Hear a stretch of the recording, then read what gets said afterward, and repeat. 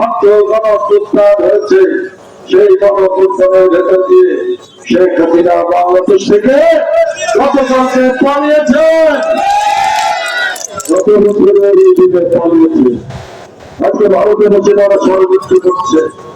কিন্তু বাংলাদেশের মানুষ আওয়ামী লীগকে আর বাংলাদেশের রাজনৈতিক অঙ্গনে দেখতে চায় না।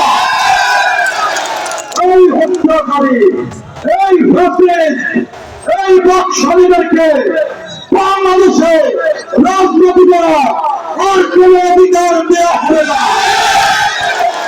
আমাদেরকে সতর্ক থাকতে হবে। আমাদের নেতা তারেক রহমানের নেতৃত্বে এই ফ্যাসিবাদের বিরুদ্ধে লড়াই আরো আমাদের সামনে এগিয়ে নিতে হবে।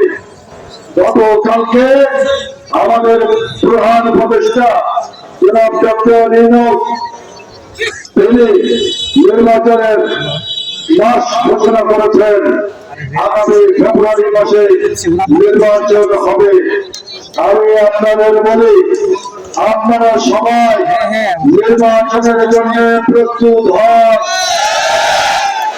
লড়াই করেছি ভোট দেওয়ার জন্য, লড়াই করেছি আমাদের অধিকার প্রতিষ্ঠার জন্য, সেই অধিকার প্রতিষ্ঠার জন্য ফেব্রুয়ারি মাসে আর একবার লড়াই হবে, লড়াই হবে। খালেদা জিয়া, তারেক রহমানের নেতৃত্বে 18 কোটি মানুষ একসঙ্গে লড়াই করবে।